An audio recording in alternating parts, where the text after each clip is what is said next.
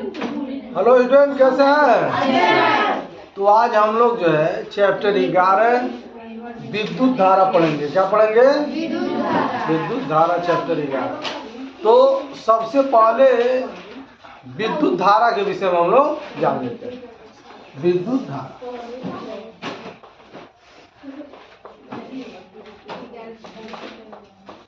और विद्युत धारा कहते किसको है यह जानना है। तो ध्यान से सुन लीजिए आप लोग। किसी चालक में आवेशों के प्रवाह को क्या कहते हैं? हाँ, विद्युत चालक कहते हैं, विद्युत धारा कहते हैं। हाँ, किसके प्रवाह को विद्युत धारा कहते हैं? आवेशों के प्रवाह को विद्युत धारा कहते हैं। किसी आवेश, ध्यान दो इधर, किसी चालक में आवेशों के प्रवाह को क्या कहते हैं? विद्युत धारा कहते हैं। क्या कहते हैं? विद्युत धारा कहते हैं। किसी चालक में आवेशों के प्रवाह को क्या कहते हैं? विद्युत धारा।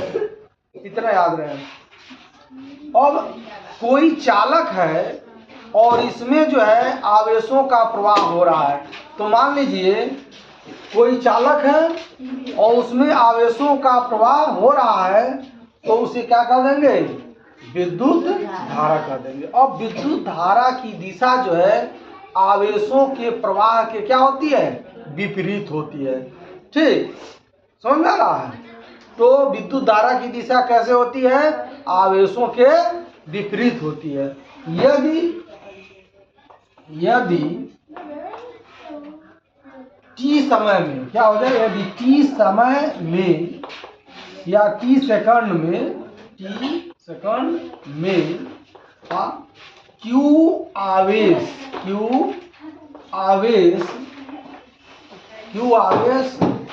प्रवाहित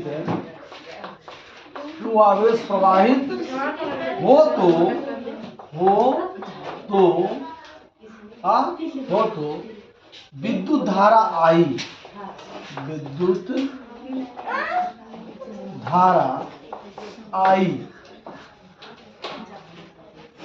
विद्युत धारा आई बराबर क्या होगा? विद्युत धारा आई क्या होगा? किसके बराबर?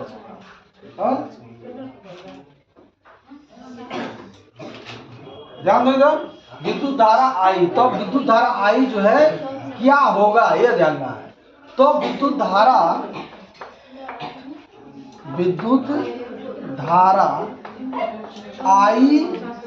आई बराबर हो जाएगा Q अपॉन टी। क्या हो जाएगा? Q upon T. इसका मतलब क्या है? यह हो जाएगा Q आवेशों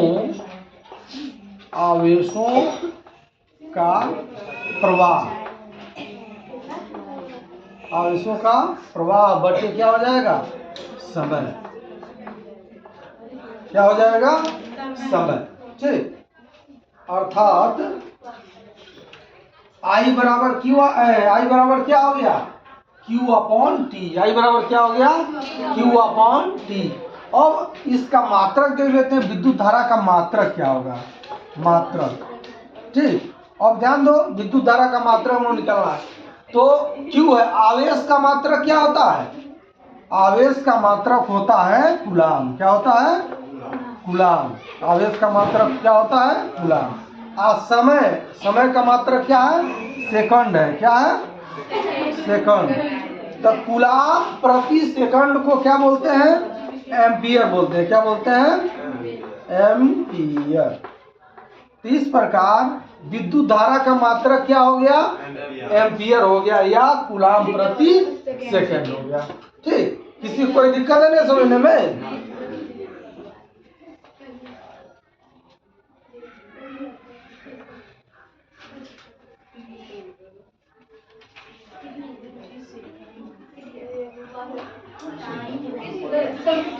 अब ध्यान दो, इसमें जो है यह 3 राशियां दिखाई दे रही हैं। नहीं दिखाई दे रही हैं? 3 राशियां दिखाई दे रही हैं, आई, क्यू और टी।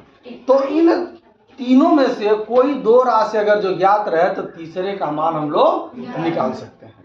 ठीक, इस पर एक बुक में प्रॉब्लम दिया है, उसको देखते हैं।